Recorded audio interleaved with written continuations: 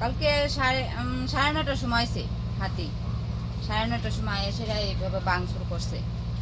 তারপরে দিয়া বাইঙ্গা টিঙ্গা সারছে, পরে আইছে ডিউটিদার তারা, মানে ওই যে ফরেস্টার আছে এরিয়া এস্টিমেট তারা। হ্যাঁ পরে আইছে বাইঙ্গা টিঙ্গা সারা গেছে পরে।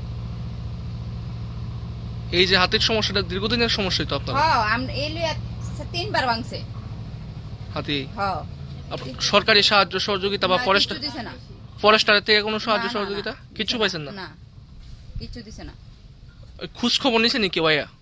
এমনি তো ফরেস্টার আয়া দেখে টিকে জায়গা। আর এলাকার যারা জনপ্রতিনিধিরা আছে তারা এতদিন আইছে না, আজকে আইছে।